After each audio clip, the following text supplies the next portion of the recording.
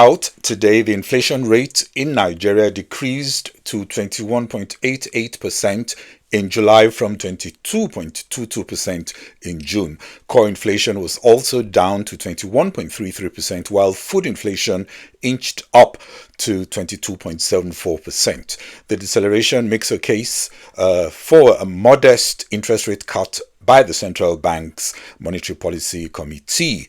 Another major story today is about the potential impact and scenarios around the Trump-Putin meeting today in Alaska. Analysts had projected that Nigeria's inflation rate would fall to 21.79% in July 2025, marking the fourth consecutive monthly decline as the naira appreciated, as energy costs dropped and food supply improved in the harvest season. Welcome to Global Business Insights, where we break down the latest economic updates from around the world. Our deep dive today is on inflation in Nigeria and how it affects the younger population. First, we take comments by Opeyemi Agbaje on the latest Nigerian inflation print. July headline inflation at 21.88%, a decline of 0.34 from June 22.22. Again, another month of a modest, I would say tepid decline in the inflation figures, but again, notably, a 0.31% increase in the month-on-month inflation data, illustrating the concerns we expressed about sticky inflation last month and highlighting the fact that the inflationary pressures are still quite strong, and therefore you may expect policy to continue to be cautious. So inflation, basically what it does is to erode purchasing power, especially so the worst victim of inflation is the monetary assets that you hold, the money you receive, the wages or salaries you receive, the investment income, monetary assets in general, because what it does is to erode the value of that. So it's a silent, I might say, a silent enemy of wealth. It does not carry a weapon, it doesn't bring a gun to your home, but it reduces the effective value of your earnings, of your monetary savings, of your monetary assets, which is very dangerous. Of course, it raises interest rates as well. Interest rates reflect the cost of money, and that cost includes inflation because, like we said, it erodes the value of monetary assets and therefore raises the cost of money, and therefore interest rates reflect the level of inflation in an economy. Irrespective of demographics, like I said, the primary driver of inflation, I'll come back to that issue of demographics. The primary driver appears to have shifted, obviously, from petroleum subsidy removal and currency devaluation. The currency has been stable, petroleum prices are stable, and may have moved more significantly towards fiscal factors and maybe some remnant of the insecurity factor in terms of the drivers.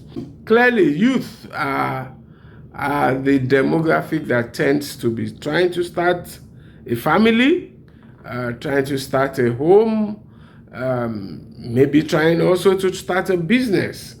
And the younger people are, of course, at a higher risk of unemployment. They're entering the workplace and so may have, at the very best, delays in securing employment, which means the risk of unemployment, which is of course associated with poverty, may be higher in an inflationary environment in relation to the younger people who are just trying to enter the labor force. Because young people are typically starting homes, are starting families, are starting businesses. Clearly, inflation is a more potent concern for the younger people. Indeed, we know that young people, especially from low-income backgrounds, are disproportionately hurt by high inflation, exacerbating existing inequalities and, of course, stoking anxiety, limiting access to education, and imposing financial strains that erode the value of savings and affect overall well-being. According to the latest Nigeria Stanbic IBTC PMI data, the report warned that headline inflation might still increase further in July and August due to peak periods for flooding and a possibly lean harvest season. However, interest rates were expected to be lower this year and next due to inflation being softer than the 2024 average. Stanbic IBTC S&P head of equity research, Muyiwa Oni, projected cumulative rate cuts of 150 to 200 basis points in 2025 and 200 to 250 basis points in 2026. Lower interest rates supported by less importation were expected to reduce the cost of doing business, to boost cash flow and increase credit access for small and medium-sized enterprises. In the US, Wall Street paired gains seen in the last few days and the dollar rose as the wholesale inflation print revived fears related to the impact of tariffs on prices. The volatility index, also known as the VIX or the fear index, which had recently slumped to the lowest level of 2025, that was on Wednesday, was still saying there is nothing to fear from the latest data. Still, S&P ended flat. That's S&P 500 as stocks hit their 17th record high of the year. That was on Wednesday, extending an extraordinary rally that has taken the S&P 500 up nearly 30% from its early April low. And in the US, like we reported, factory gate inflation jumped 3.3% in the 12 months to July, with the month-on-month metric rising 0.9%, well above expectations. This led to a decrease in the likelihood of a jumbo 50 basis points rate cut by the Fed, but odds of a 25 basis points cut only decreased slightly. San Francisco Fed President Mary Daly also said a jumbo rate cut wasn't warranted, while Atlanta Fed President Raphael Bostic noted that full employment gives the central bank the luxury of waiting on inflation data. Ahead of the wholesale inflation release, Scott Bessent, as America's Treasury Secretary, had said the central bank's benchmark rate should be at least 1.5 percentage points lower than it is now after the annual consumer price inflation rate held steady at 2.7% in July. On the jobs front, U.S. citizens submitting new applications for unemployment insurance fell to 224,000 for the week ending August 9, and the continuing jobless claims dropped by about 15,000 to 1.953 million for the week ending 2nd of August. Moving to other macroeconomic data, the UK's gross domestic product grew 0.4% in June and 0.3% in Q2, both above forecast. The Eurozone's Q2 GDP came in as expected at 0.1%, while employment growth slowed. We'll be watching the latest inflation data from both the UK and the Eurozone that's due. That's next Wednesday, to see how the trend of lower prices might boost future growth. Oil prices were up about 2% to a one-week high after US President Trump warned of severe consequences if talks with Putin on Ukraine failed, with the likelihood that a U.S. interest rate cut next month could also spur oil demand. Lower rates reduce borrowing costs and boost economic growth, which leads to higher demand for oil. Also on oil markets, U.S. crude oil inventories increased by 3 million barrels during the week ending August 8, after dropping by 3 million barrels in the week before, according to the latest Energy Information Administration data, EIA. The EIA's data release follows the API's figures that were released a day earlier, which suggested that crude oil inventories grew by 1.5 million barrels. Brent is still under $67, spiked up 1.4% yesterday as Trump-Putin talks at Alaska raised supply concerns, with analysts less optimistic on the outcomes. Meanwhile, Toyota is introducing 3 fully electric models in South Africa in 2026, entering a nascent electric vehicle market, with Chinese rivals such as BYD already eroding market share of European car makers. Volvo currently leads on EV sales in South Africa, followed by BMW and Mercedes-Benz. Chinese EV makers hit by restrictions on exports to the United States and Europe are also now starting to flood the market. And in other news, the South African court rescinded an environmental authorization granted to Total Energy and Shell to explore for oil off the Cape Coast. The U.S. also approved potential sales of munitions to Nigeria worth $346 million, and Nigeria's finance minister announced a plan to refinance $2.61 billion in electric sector debt to stabilize the nation's power industry. The highly anticipated meeting between Donald Trump and Vladimir Putin is today in Anchorage, Alaska.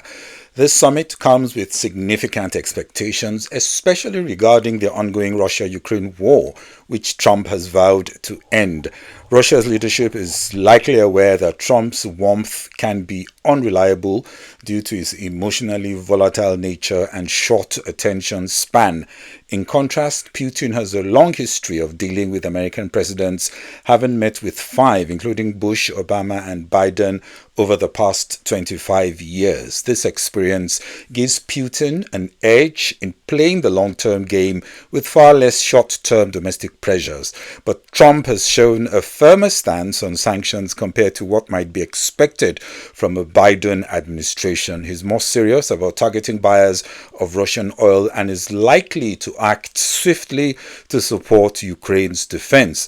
Ukrainian President Volodymyr Zelensky does not trust Putin, thinking he might potentially manipulate the situation to gain favorable headlines for Trump while enabling Russia to rearm and strike again.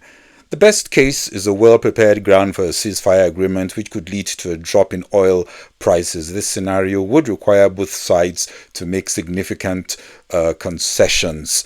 But if negotiations break down, oil prices are likely to surge. Brent could go over $70 a barrel again due to supply concerns and the possibility of tougher sanctions amid an abundant global supply scenario, which will weigh on any uptick. U.S. retail sales figures increased 0.5% in July as was expected. The reading followed the 0.9% increase that was revised from 0.6% recorded in June.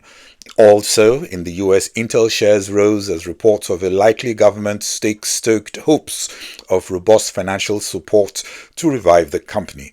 Asian stocks were mostly higher as investors assessed Japan's GDP upside surprise and the disappointing Chinese economic data. China retail sales last month rose 3.7% from a year earlier, missing analysts' estimates for a 4.6% growth and down from June's 4.8% growth. Japan's markets rose to new highs as economic activity expanded 0.3% in Q2 2025 from the previous first 3 months, outpacing forecasts despite tariff headwinds and helped by resilient exports. Meanwhile, European stocks are closely but cautiously monitoring developments around today's Putin-Trump summit. The outcome will most certainly move markets. Well, that's it on this episode of Global Business Insights. Thank you for watching. Bye-bye.